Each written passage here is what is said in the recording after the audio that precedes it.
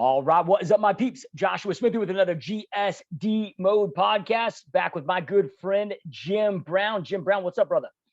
Not much, man. How you doing? Doing good, dude. Doing good, man. Yeah. Just, bit busy, surviving the heat. Dude, it's record crazy heat here. Arizona's always hot this time of year, but, we're in September now, and it's still 110. That's pretty normal though, right? Yeah. I don't know. Part of it is maybe in the past I wasn't paying attention because I was younger, and now I'm getting older and grumpier. Who knows? But or maybe it's just that, I'm paying attention more because we keep hearing about the extreme heat and the stressing on they're selling the climate change. Yeah, you hear about all that shit in California, dude. Oh yeah, I mean, well, when you come up with fairy tale solutions to real world problems, it doesn't quite work out well. Yeah, I mean, we're gonna go solar without a fucking infrastructure. Oh, okay, all right, sure. I don't know how that's gonna work out. It's crazy. So I was talking, actually, one of my son's moms is an engineer, and she actually is an engineer out at our when I say our biggest, and it's one of the biggest I believe in the country, nuclear plants. I know there's not a lot of these left, but and it supplies a lot of the power here to to the Phoenix market, but also to there's some that Nevada gets, right, California gets, and so forth. And she was telling me that with California, that they kind of led the country in solar, right?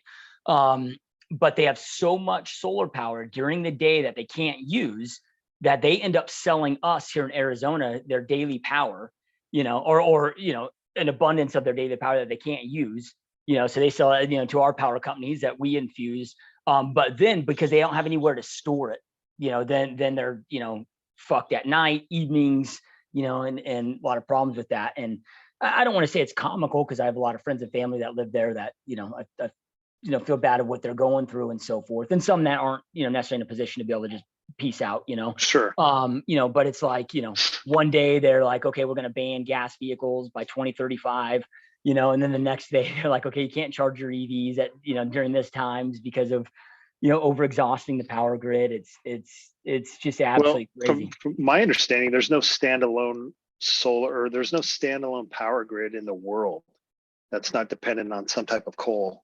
And if that's true, I mean,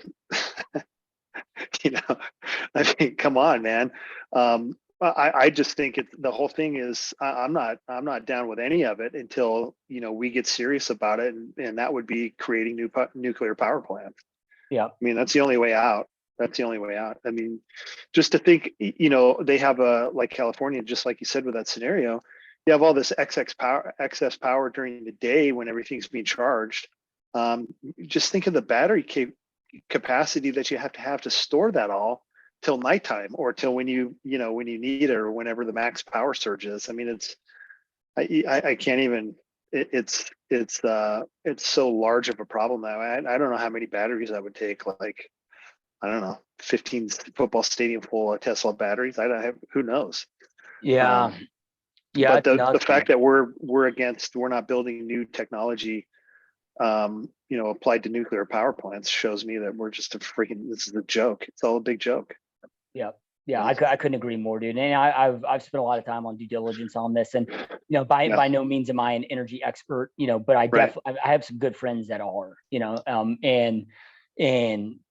I try my best to digest, what they say. And again, not having, it's like sometimes when, I get talking to you about health, fitness, whatever, and you go into all the inner workings and cellular levels, and a lot of it is over my head, but I get enough to kind of grasp the basic concepts. Sure. And, but it's like, okay, if we want to make this transition now, or even by this, 2030, 2035, or anytime within even the next 50 years, we then have to be willing to essentially rewind the clocks about 80 years of our modern day lifestyle.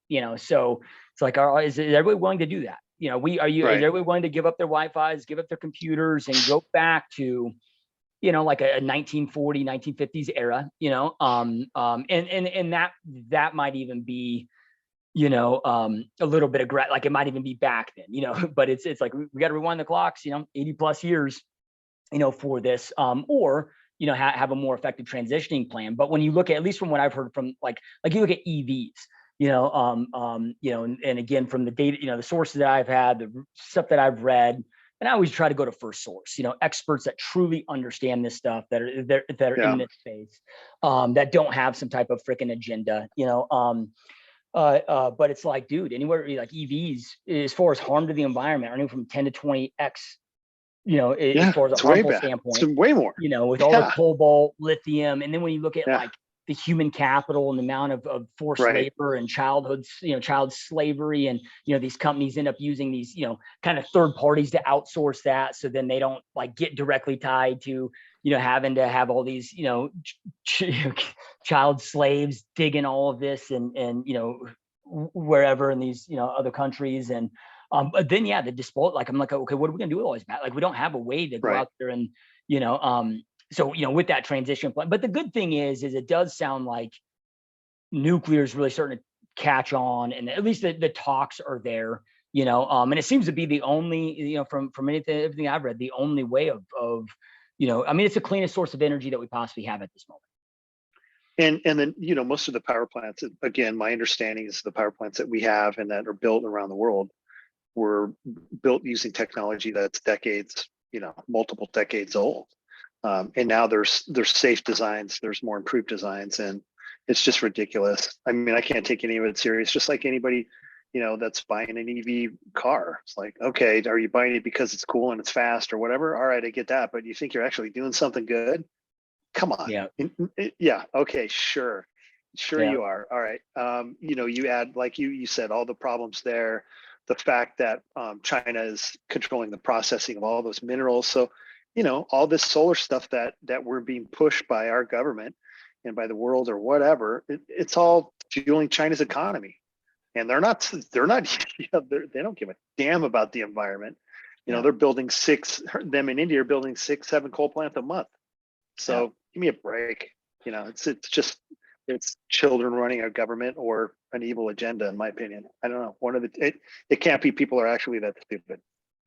Yeah. That's the way I look at it, man. It's either they don't know and they're that naive, or they have some type of sinister, and then I'm like, but either way is not acceptable, No. It is crazy, dude. It's this whole ESG movement, dude. It is full force, and I think I sent you that book or Martin Katusa. Martin Katusa.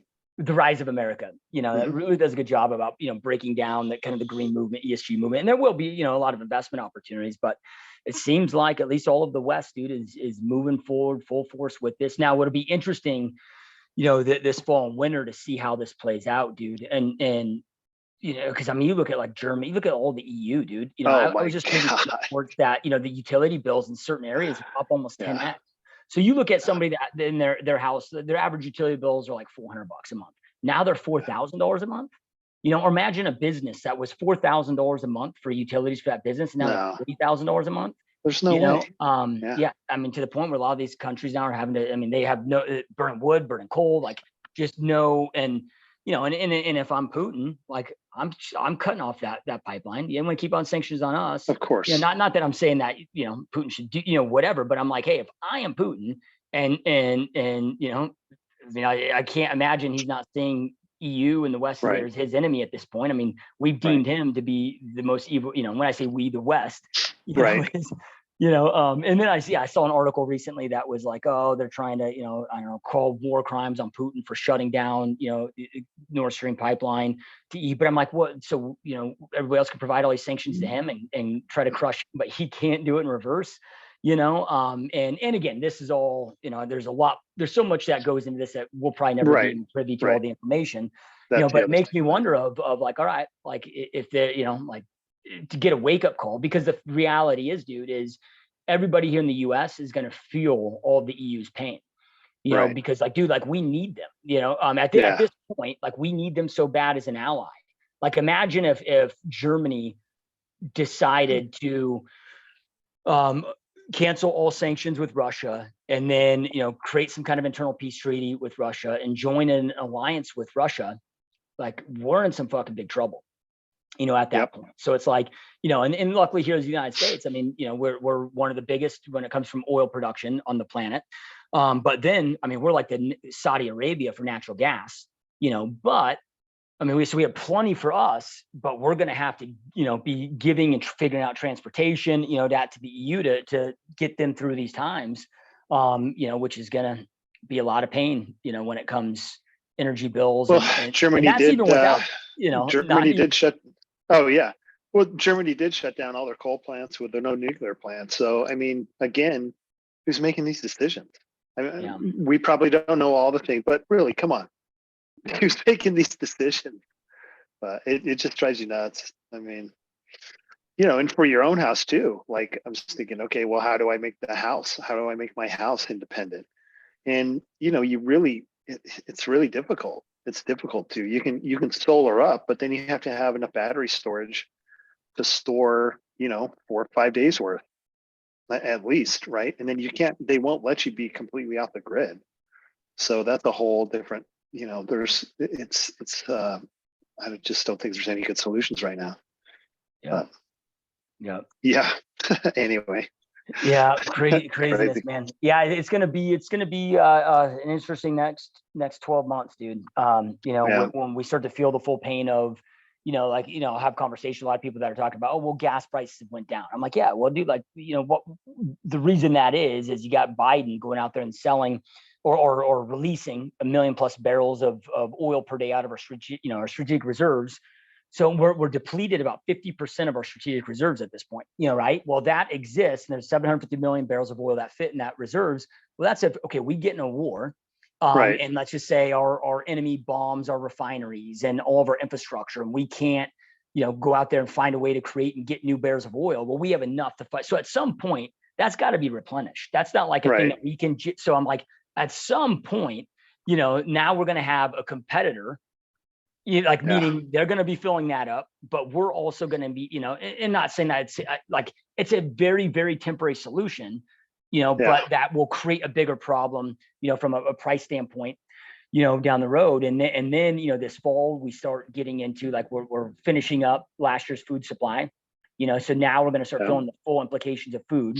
So when you got, Russia and Ukraine, which is about 50% of the global wheat and grain supply, offline.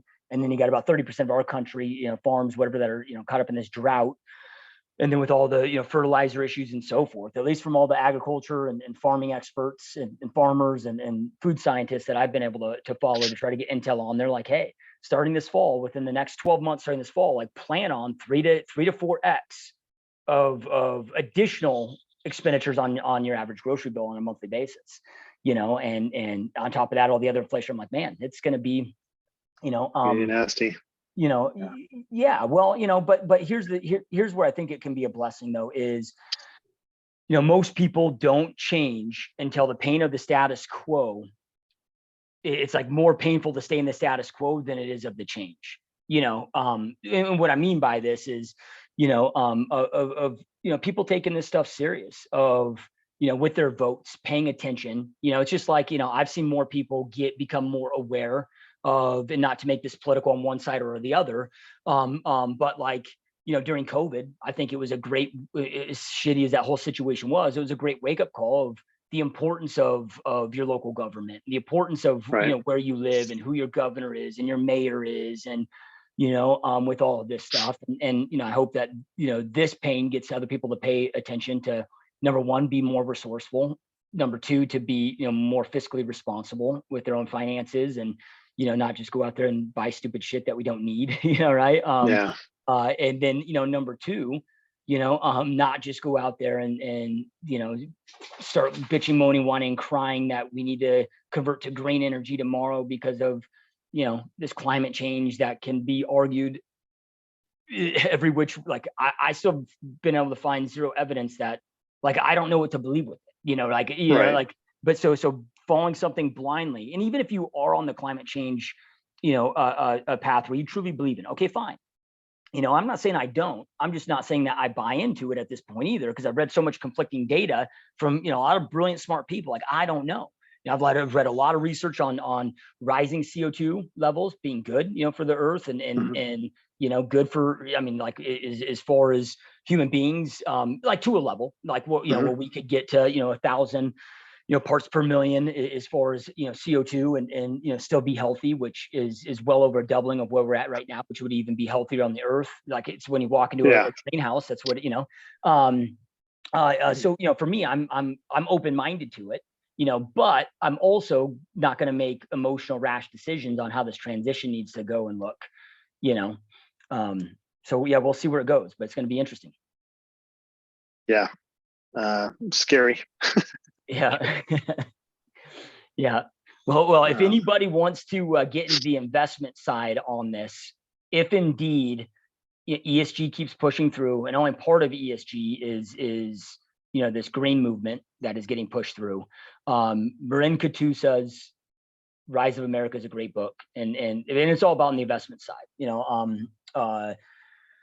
The green energy bond market that's being created out of all of this. And there's a lot of theories as to that'll be the bond market that it backs the IMF and, so forth. So, who knows where all this is headed, but I mean, it already exists and there's already insane money being made, in that element. So, right. All right. So to kind of switch topics here, dude, I wanted to talk to you about some diet stuff, man. So going from one, which we kind of been on this trend where it's like we're all over the place with topics, but we could tie that in, the ESG and cow farts, and the people who can't do simple math think that cow farts are adding to global warming and pushing the vegan agenda. That's kind of leads us into what we were talking about with Sean Baker. Yeah. There you go. So, yeah, and I don't know how you want to lead with this, but do you, because it does seem to be a thing where like the whole narrative of vegetarian and veganism, is, and I don't know if those are the correct words, veganism, yeah, are being, pushed, and the acceleration of the push of those, which does align with, ESG movement and so forth. But we're hearing like more now. So like I've heard it being pushed for a long time, and I mean, I've tested, I went vegan for several months, and never felt shittier in my life. And I could speak to that as well, but I shouldn't say I felt good for the first half of it, and I did it for a good chunk of time. I mean, months. But then after that, it just went downhill very, very quickly. But then now, now with this whole green energy push, now we're starting to see how it's impacting farming, how it's impacting, the cut down on cattle, and so forth. So yeah, I mean, how does all this tie into kind of the green movement? Well, it seems to be the agenda, right? That if you listen to the naive people who are trying to describe this scenario, this greenhouse gases and this climate crisis and everything, they're blaming cow farts and the methane output by cattle for having an actual impact in that. Where I've seen figures as low as 0.01% of global emissions, and it's very low. And anyway, so I think that's the genesis of it. That's being tied into the green thing. I don't know. There's just like a push lately to, everything has to be vegan and it's healthy and plant-based and eat bugs. They're pushing cricket proteins, and that's gonna start popping up in all kinds of processed foods. And it's weird, man. I mean, it's Soylent Green, the movie, coming to life almost. It's really strange because it's not healthier for you. It's just plain not. You can make a bullshit documentary with all this fake shit in it and have these people saying that it's great and everything, but reality for the people who've been in the space for decades, vegan, if you're going to be a vegan and do that, exclusively and for a long period of time, you can do it with today's supplements. It's very difficult to do, and there's no way that you can argue that that's optimal. There's no way. There's no way that you can argue that that's the best diet for the human body. It's not, plain and simple. So why is that being pushed? I really don't know, man. I don't know. Is it to drive up, stock price of Beyond Burger? I have no idea. It's just, again, uninformed people that are making these claims and decisions and blindly following and, then espousing it. And I really don't get it, man. Yeah. Yeah, it is. When you talk about eating bugs, dude, which, you know, it's for anybody watching and listening, it's easy to dismiss that.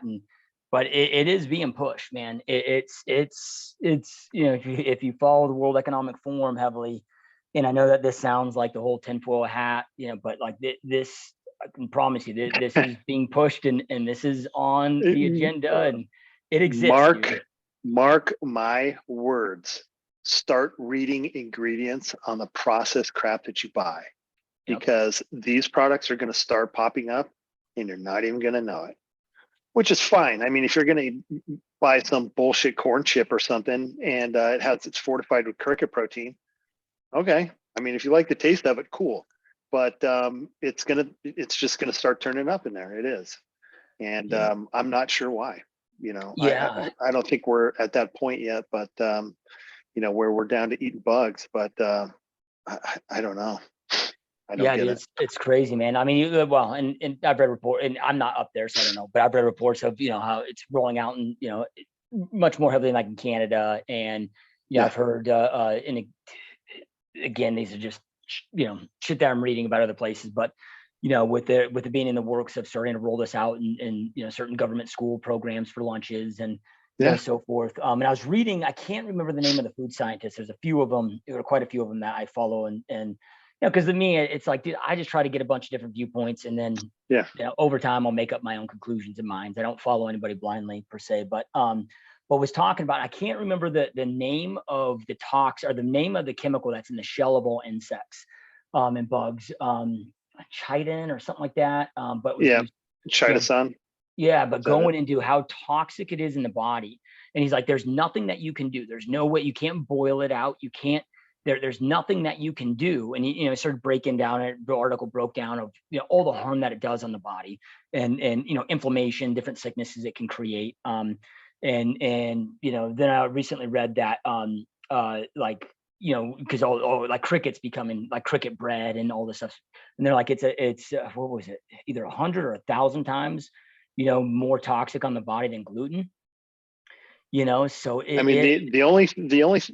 closest I want to get to eating crickets is eating chickens that eat cricket. That's it. That's it. Dude. There's a step there for a reason. I mean, I just I don't really know. I haven't looked into the toxicity of that, but it's a shellfish, you know, essentially. And I can't believe that that's good for you, eating the exoskeleton, but you know. Before you know it, we'll all be like living episodes of Fear Factor, dude. Like, oh man, I mean, come on. You know, but yeah, it is crazy, because now, I mean, the FDA has been minimizing, you know, their regulations and so forth when it comes to, you know, just food in general. You know, they're no longer, well, I shouldn't say no longer. I don't know if they ever could or ever did, but now with all the, you know, nanoparticle technology, you know, there is no you know, regulation there, which that gets scary. And again, I know that this sounds tinfoil hat, but it just, you know, it's like, hey, look, man, you got people that do crazy shit. I don't know if it's going to happen or not, but I've also read articles that this is being tested, where it's like figuring out how to get that, you know, certain vaccines in heads of lettuce, and, you know, different, it's like, you know, because like you look at the new vaccines right now, they're all nanoparticle technology, you know, so it makes you wonder with that. But then, like, what is in your food? What is in your ingredients?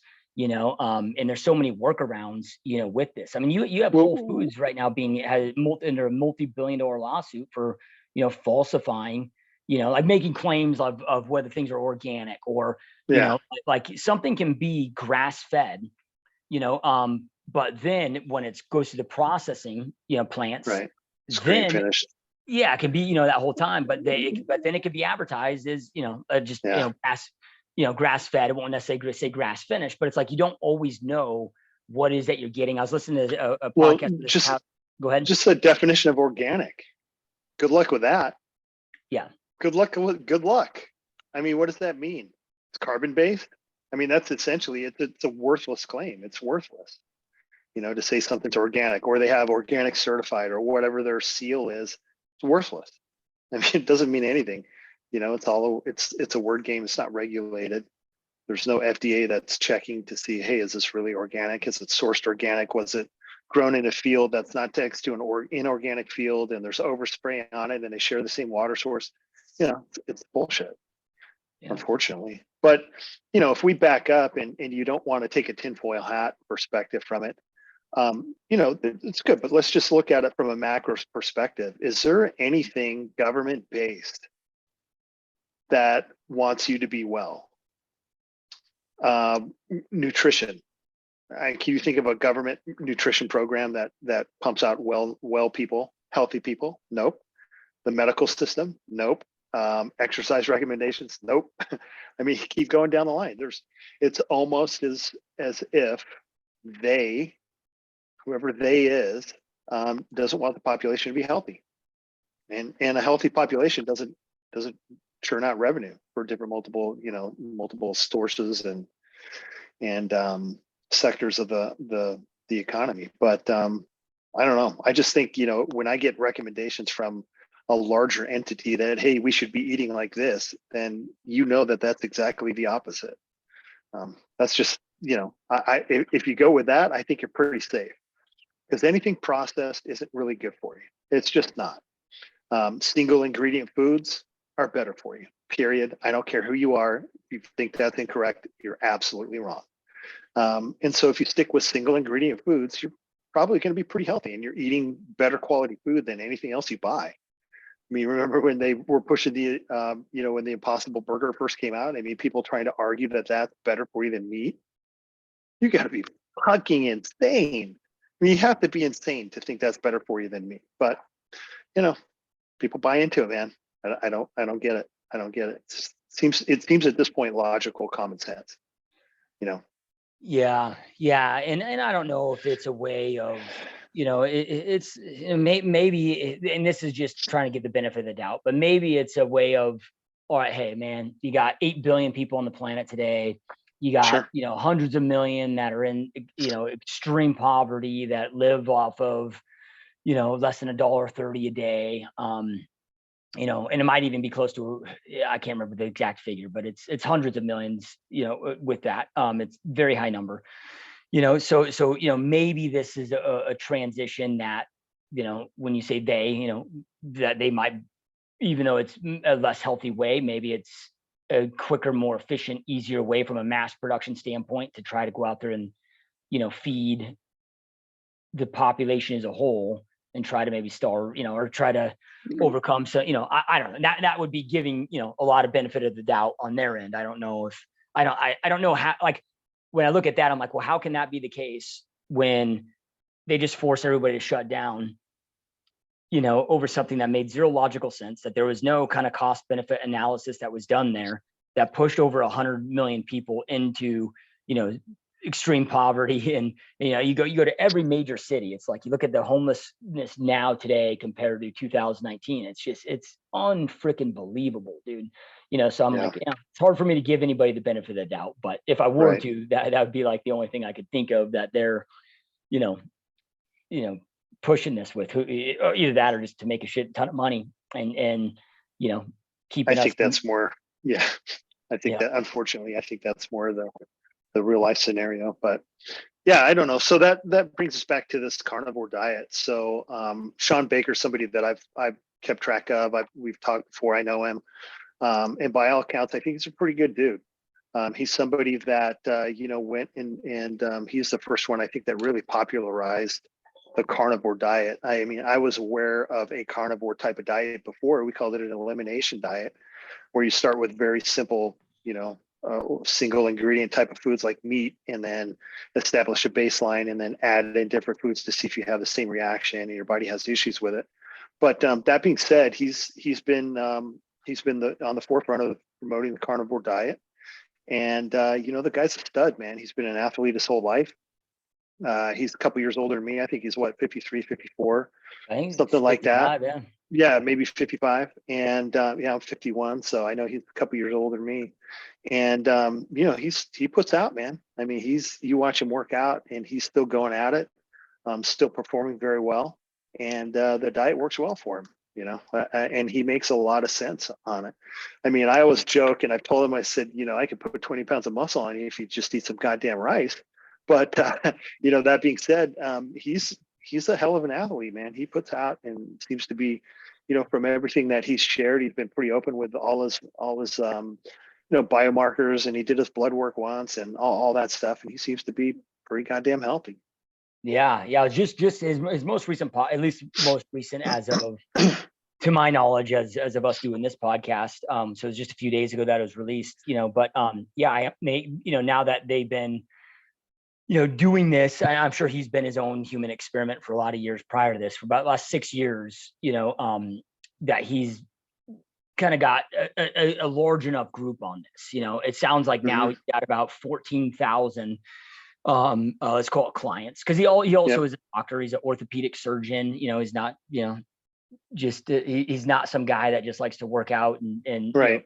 Do this stuff like me. Like, this guy's he's but they're doing a full on Harvard study right now on all the biomarkers, and it's really interesting stuff.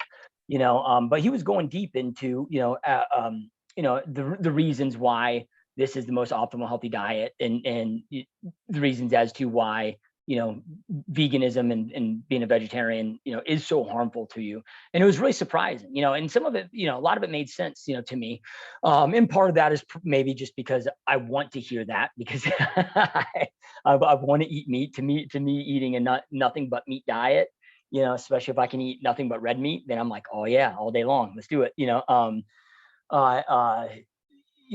But when he started, like, okay, he's like, hey, look, a lot of people that go vegetarian or vegan, they went from eating like shit, processed food or like crap, right. got on this new, he goes, yeah, you're gonna see health benefits, but just like if you went to a carnivore diet from that, but when you compare, the carnivore diet to, this, vegetarian, and now they're finally able to, on big scale with enough people, plus, through Harvard, is going out there and really testing these theories to the max, with that. But, I was surprised to hear of, the case studies that he had of still the amount of people that still, get diet, that are insulin dependent on, vegan diets, vegetarian diets, the obesity, the overweight problem that happens there, versus the carnivore diet with the percentage of people that, get off of all of those other things. It talked a lot about the deficiencies. I wasn't aware though, and I'd have to do more research of this, but I wasn't aware of a lot of the mental health issues that he was talking about that, being vegan and vegetarian lead to over time. Is that something that you've heard about in the past too? Yeah, I mean, it's from a lack of choline intake to a lack of minerals to a combination of B vitamin deficiencies. I mean, it starts with cognition and ends up with delaminating your myelin sheaths in your nerves and neurons. So yeah, those deficiencies have massive repercussions. I mean, I remember when we were running the health food store in the 90s, I had a vegan lady that came in and had teeth in her hand and said, my teeth are falling out. Do you know what's going on? Well, how long have you been a vegan? Well, 10 years. Okay. Do you supplement with anything? No. I'm just going to take a guess here. You need some, you need some vitamins and you need to up your protein intake. And we had seen a handful of people like that just were falling apart. Like I said before, I mean, you can do a vegan diet, okay, and still perform, but it takes a lot of work. It takes a lot of work and a lot of diligence and a lot of supplements. And I just don't think that any way possible that you can say that that's optimal for your body. I haven't, I've met a lot of people who are very strict on the diet, and I haven't wanted to look like one of them. I can't say that. So even the guys who supplement, there's a few bodybuilders who've done it over the years, but they're very, very few and far between. Yeah. Just kind of genetic specimens, maybe, Well, one guy comes to mind, Andreas Calling. He was a pretty big bodybuilder in the 80s, and he's like 64, 65 now, and he's always been completely shredded. Now he looks like an old Santa almost, and but he takes his shirt off, and you're like, Jesus Christ. But that's a lifetime bodybuilder that's had eaten very strict, supplement with protein. I'm sure he knows what he's doing, but he's been a vegan for 65 years. He's got it dialed in. But guys like him are very rare, very, very rare. And, what would he have been better eating meat? I don't know. I'd probably like to think so, but I'm not sure. But, for the average person, I mean, I've helped clients get there. I've helped clients be successful with vegan diets, but, I always think that things are a lot easier and they could perform a lot better with eating meat. So for those that are, cause like, look, man, I've got good friends that are vegetarian and vegan, and you know, whatever I probably would say to them, and not that I try to get people to change their mind on anything, if they're asking their opinion, but it, that's it. Like, if they're like, hey, this is the path I'm going to go down, I'm not going to Yep. go down, this other path. What are things that they can do or watch out for? And, I'm guessing, just like you always preach about getting blood work done because I don't know how else you would know where you're deficient, but like, what are things that they really need to watch out for that, where those deficiencies are missed, and can that be made up if, like, because when you're like true vegan, it's not like I can go take a whey protein shake, or, you know what I mean? Well, veganism is one of the things. It's the only diet modality that I never went down and tried, because when I was trying everything out, trying to learn everything, the only protein choices we had at that time were pea protein tasted like fucking cement, and then the soy protein at the time tasted, worse than that. It was like dry chalk. Now at least you have different protein sources that are vegan that you can get. You can mix, hemp and pea and soy together or whatever, and get kind of a better array of amino acids. They taste much better than they ever have in history. So from a protein aspect, I think it's very doable that way for most people.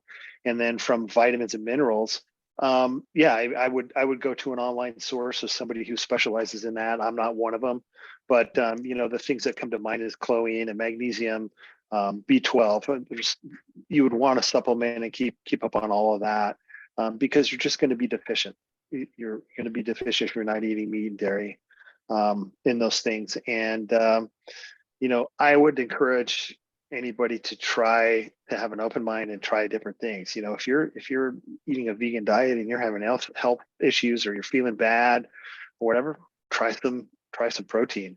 If your protein if your protein intake isn't high enough, you're probably going to feel that. If you're iron deficient, if you're deficient in magnesium, if you're not supplementing B vitamins, try all that stuff. But the easy way, just like you discovered, I mean, you ate 2 steaks and went, oh my God, okay, yeah, this is bullshit, I'm out.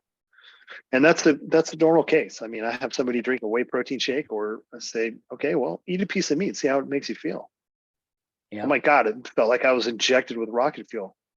Okay, keep trying it. I mean, instead of having this mindset that this is going to be healthier, well, test it out on yourself. I mean, that's always been, when I try to coach somebody or help somebody, it's like, hey, what foods do you want to eat? What foods do you like to eat? Okay, let's try to build a diet around it. It's not like, oh, you have to do it this way, but I really encourage people to experiment and find out what foods work best for them. And one of the things that is the basis of that is meat.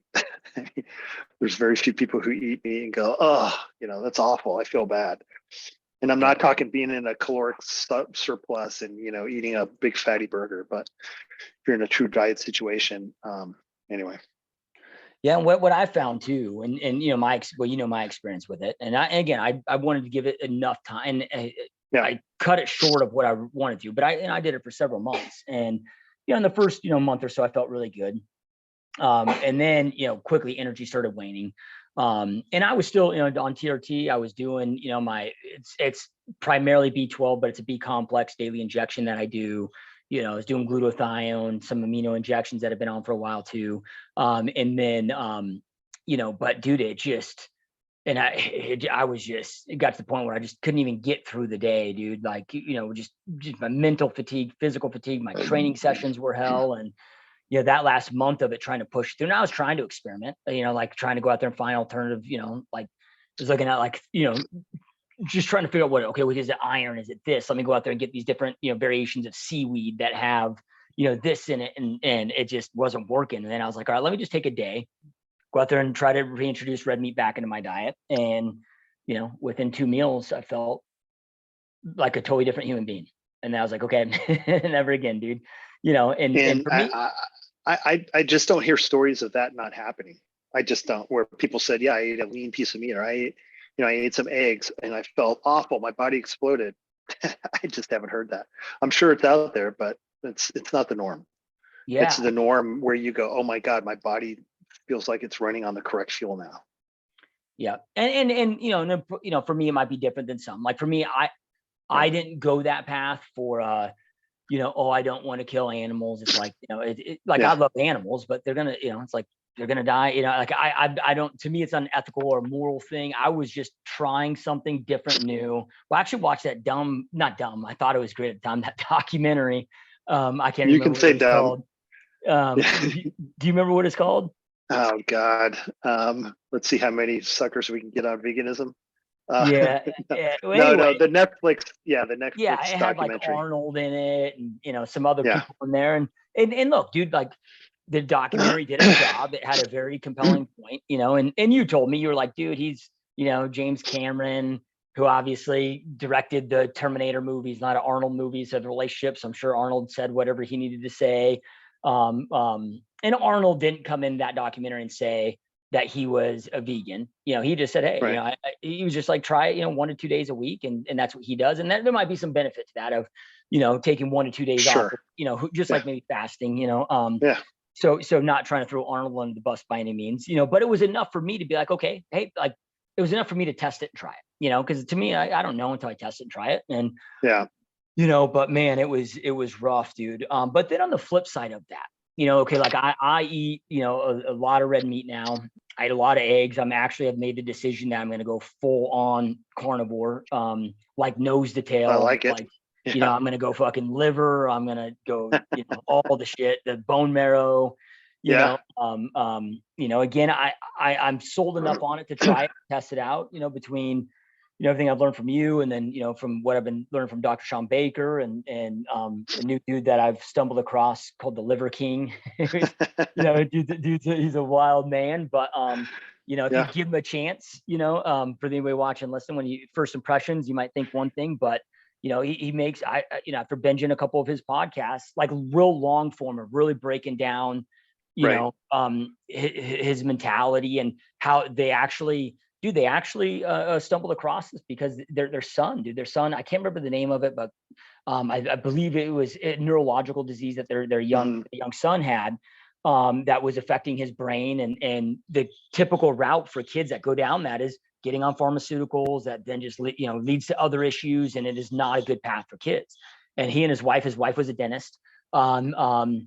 They looked for just natural remedies, for this, and that got them on this whole nose to tail diet. And that's kind of what, which I was like, dude, that's pretty cool. And to see how all of that, they're able to kind of heal their son naturally from something that's, most kids, don't see those turnarounds and results and so forth. And, but I'm sold enough on it to try it. And I was shocked to see, I didn't realize, because I always thought that, okay, like you get a lot of your vitamins and minerals from vegetables, and you get your proteins from meat and other things, but I didn't realize like you can get all of your vitamins, minerals, everything, but you got to eat, when it comes to that nose to tail, like with the liver, and so Right. forth. Have you ever went full on carnivore like that?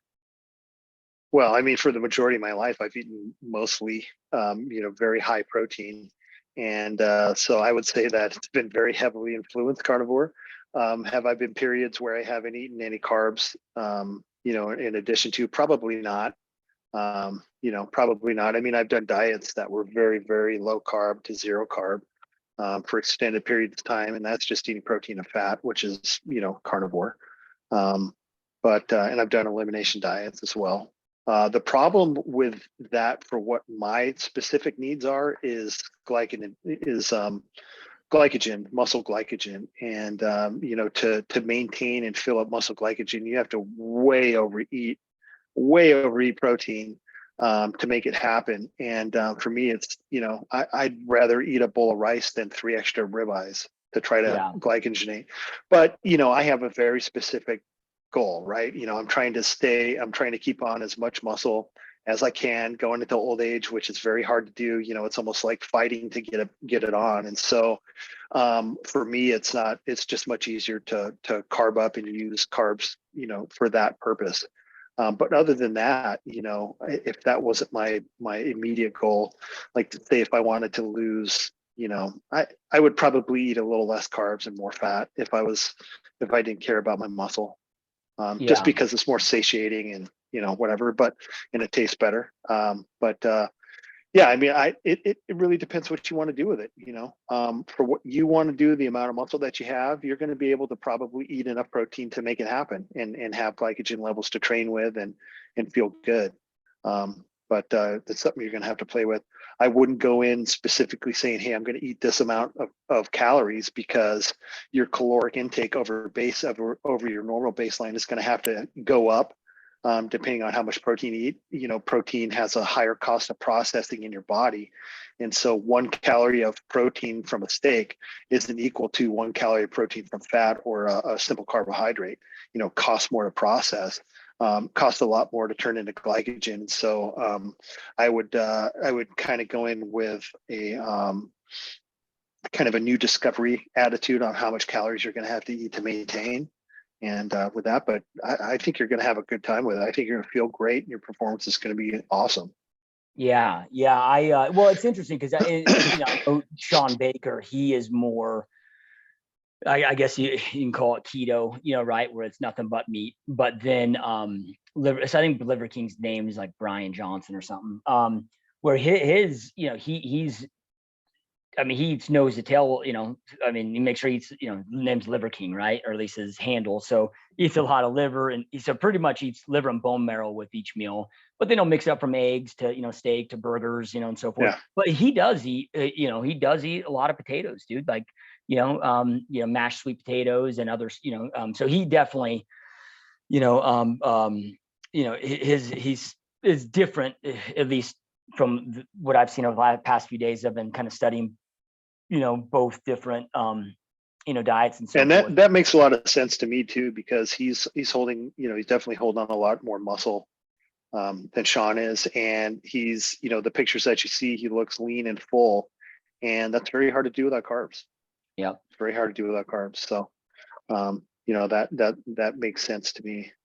Yeah, it's funny, dude. I was actually your buddy, Mark Bell. I saw do a podcast with him. That's actually why I came up in my feed, because, since you were, with Mark and on Mark's podcast, and, listening to his stuff. And he went to his house, Liver King's house or whatever. I was doing a podcast with him, with this whole family and their kids. It was kind of funny, and they're in there eating liver and freaking, testicles together and doing, but they go through and Liver King, talk about what he, his kids eat the same way. They go through his whole pantry. They go in looking at all the stuff, and he makes his kids, work out, go through cold plunges, go through all this stuff.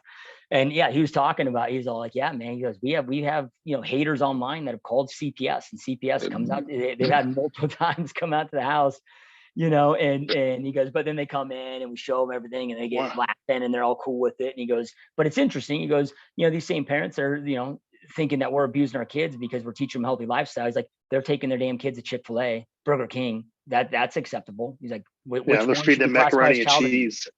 Right. Yeah. Yeah. It's interesting, man. He's the guy to look at, and it's easy to make fun of him, but like you said, in a long form discussion with him, he's actually got some great points. And other than the gimmick part, I think he's doing a lot of really intelligent things, Yeah. I mean, I get it. We're in the attention economy. So, right. Anytime anybody references themselves in the third person, I'm always like, all right,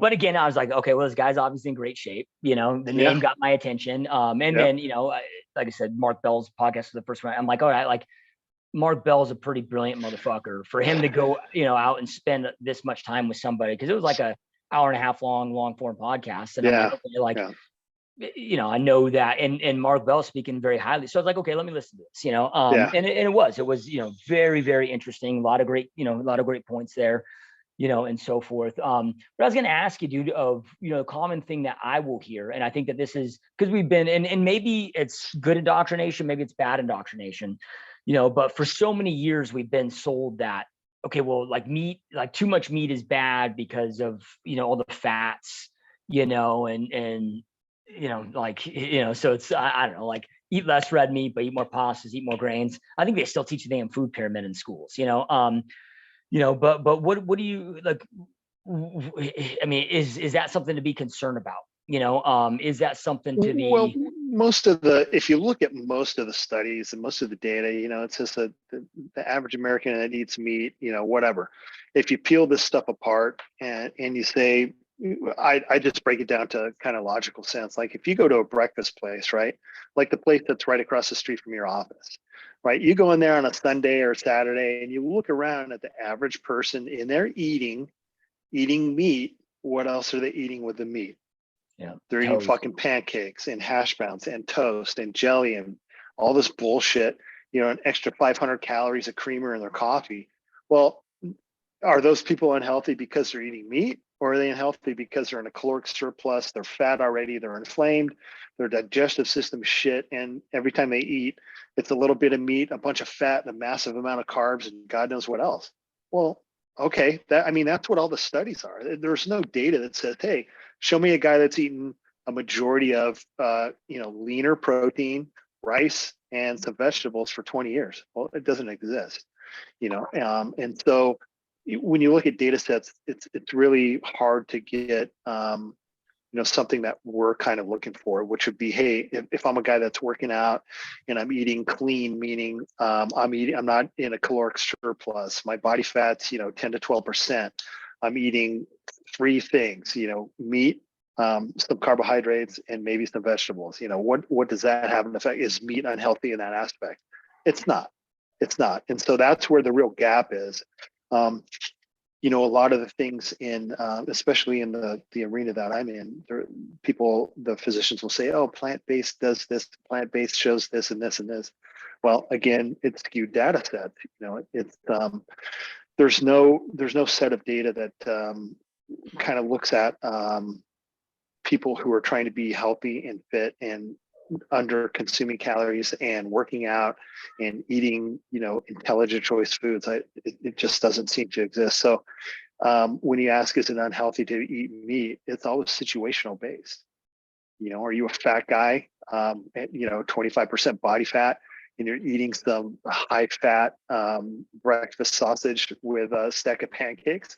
Oh, yeah, probably not a good idea. There was some decent evidence that showed, processed meats like lunch meats in excess weren't a great idea. Okay, well, the nitrates and all the other preservatives in that's probably not a good idea to overconsume. So, but from an overall perspective, is it unhealthy to eat meat? No, it's not. I think you really have to take into account what you're looking at in these things that form people's opinions. And it's the average American. Average American doesn't eat 6 eggs and some potatoes, or 6 eggs and maybe a piece of bacon or whatever for breakfast. It's eggs, hash browns, toast, pancakes, whatever with syrup on top. And so that's where the issue comes in, to look at what kind of data is out there and kind of answer that question.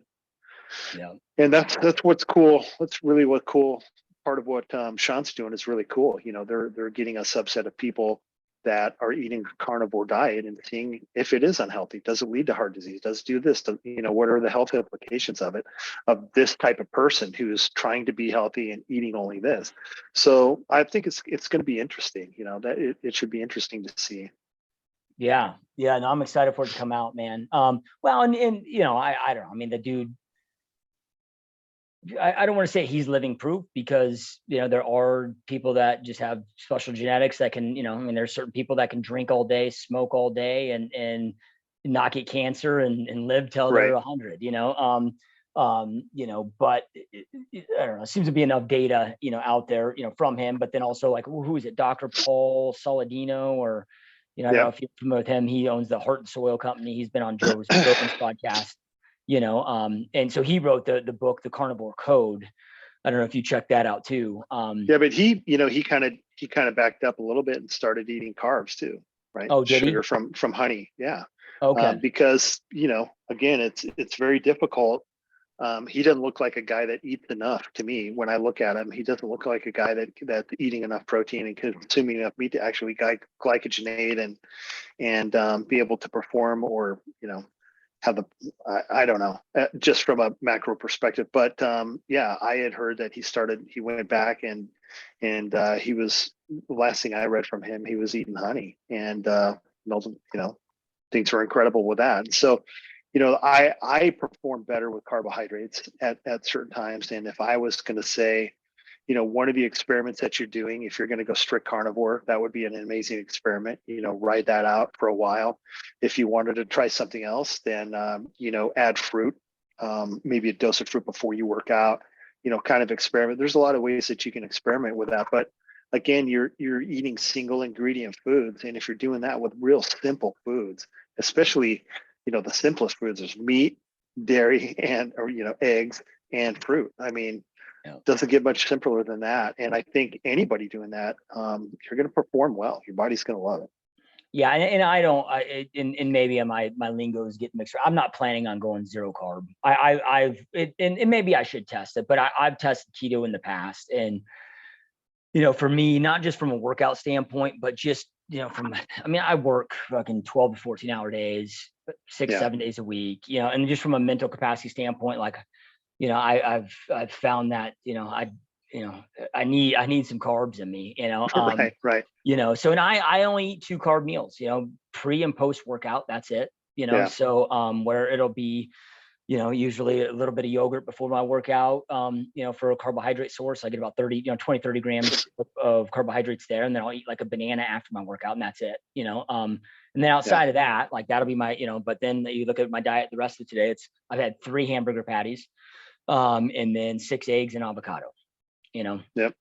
And that's when I feel the best. I've always said too, if you're going to eat vegetables, try them out. If you're bloated, they give you indigestion. If you're bloated, you get gassy or whatever, that's not a good choice for you. That's your body telling you it's not great. And so, I try out like peas. Peas work amazing in me. And so if I eat nothing but hamburger and peas all day, I feel fucking great. Rice, even better. Just real simple foods like that. Eggs all day, feel great. It's a little bit, I have to alter and take a little bit more protein than just, straight egg. But, those simple foods make me feel amazing. A piece of fruit. I mean, I don't know, that's what I steer people towards, is experimenting with the different types of foods, find the stuff that works well and feels good in you. And the best way to do that is with an elimination diet. You start with simple stuff like just meat, and then you add one thing at a time, see how it makes you feel, see how you digest. How did you perform on a bowl of rice before a workout or the day before a workout? Did it have an effect? Okay, well, let's use that, and I think if you approach it that way, which you will, because you're very logical and you're methodical in figuring out how foods affect you and how you feel and how the workout is and how it affects your body, I think you're gonna, find some pretty cool stuff with it. Yeah, no, I'm excited, but just like, because I'm like, the only thing I'm not eating right now is like the bone marrow and the liver, which I have not currently, but I've tested the like heart and soil supplements, but with that, it's kind of like taking an omega-3. It's like, I don't really know, like I know the health benefits, but it's not something I feel right away, so that will really be the only thing I'm adding, to it is, what's it, 4 ounces of liver a day, and then some bone marrow and, whatever. But yeah, man, I mean, it's like, dude, I've been up since 1:50 a.m. Right now it's 4:13. I haven't had any caffeine today. I feel freaking amazing. I've, just drank, about, I don't know, 5 of these so far. So it's over a gallon of water in me already. But it's like, dude, I've had very little carbs, nothing but, meat and eggs, but dude, I feel freaking good, and I do, man, I like to hit the cardio hard. I don't do it excessively during the week. I'll try to make sure I get in my, 10,000 steps or whatever, as far as walking, just throughout the day while I'm on calls. But like on the weekends, man, I'll go on 12, 13, 14 mile hikes. And most of the time I have to go hike alone because I don't have any way to keep up with me. And even though I'll like still, because like when I used to like, I was training for a marathon, I never, most I ever ran was a half marathon, but I always had this assumption that I had to load up on carbs to push this, but now it's like, dude, my cardio is better than it's ever been, like on all fronts, I feel better mentally, physically, all of it, Yeah. Well, when I felt my best, it's when I'm lean and I'm eating simple foods. That's it. What the combination of those are and how much carbs and macros, it almost doesn't matter. It's just enough to support whatever the training is. But that's when I feel the best. When you're using your body the way that you're using it, you're lean and you have your food dialed into sources that work well, whatever those food sources are in your body. I mean, I think that's the key, man. I'll be interesting to see what your take on liver is. I hate it. The only liver that I really ever dug was, when we'd harvest deer, elk, or whatever. We'd eat the liver that night or whatever, and that always tasted great to me. But I'm not a big cow liver fan. But it is powerful meat. I mean, you eat it and go, wow, okay, I feel this. And it's similar to when, I go and I get a fish out of the ocean and eat it that night or that, within a few days. It kind of feels like powerful food. And, it'll be interesting, man. I'm curious. Bone marrow's a trip, man. It's so rich. It's different. When you take a little shot of bone marrow, I mean, that's almost the equivalent of eating like a whole avocado. You're getting a lot of energy. That beef tallow, I mean, you're loaded with fat and calories, but it's powerful food. You don't have to consume a lot of it. So I'm excited to see. Should I cut out the avocado, you think, if I'm taking bone marrow? Well, I don't know. You don't want to blow your calories out, but I think you're consistently in such a deficit that a few days of going over like that aren't going to hurt you at all. I think it might replenish you, make you feel a little bit better. Maybe you load some glycogen if conditions are right. So I wouldn't eat bone marrow every day, but try some, a couple days a week and see how it makes you feel. Okay. Yeah. Yeah. Yeah. I'm It'd be good. For it.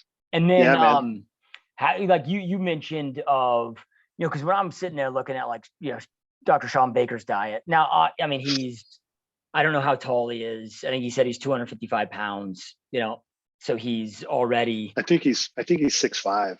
Yeah. So he's a couple inches taller than me. Yeah. So he's 70 pounds heavier than me, right? So, I mean, so it's hard for me to compare how the amount I eat compared to, to him. And it sounds like he probably trains in a different style and trains harder than I do. But, for me, it's, because that is one thing as I'm, trying to, because I still have about 3.5, 3 to 4% of body fat that I'm trying to lose here over the next, 2 months. And I'm okay with losing a little bit of muscle to get down there, but I don't want to fucking be, because of the path I'm going right now, my best guess, I'll probably be somewhere between 165 and 170, when I get really lean. Like, I don't want to be like ideally, dude, like I'd love to be like 185 and between 6 and 8% body fat, So when you mention, not counting calories, eating that much meat, because it takes more to like, how would I know if it's enough? Well, do you have a baseline of how many calories you eat now? No. I mean, so that's what I would do. I would figure it out once, just so you know what the kind of number is. And are you actively losing body fat right now consuming that?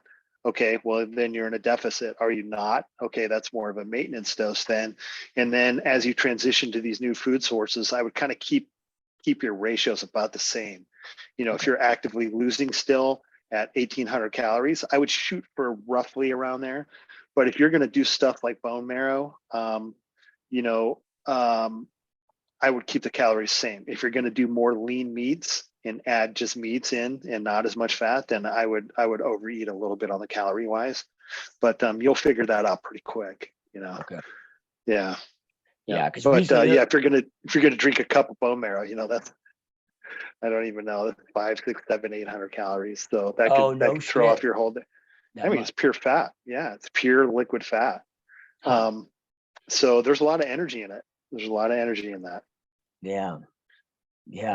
I mean, just when you start to do it, because we'll buy big femur bones at the butcher shop, and you throw that in the oven or whatever, and it's like this thick, and like that much of bone marrow will melt down into, like a shot, essentially like a full shot, 1 ounce of liquid. And that's nothing but calories right there, man. Yeah. Huh. Yeah. Okay. Yeah, it'd be interesting, man. Yeah, the only big change I think I've made since the last time we talked is like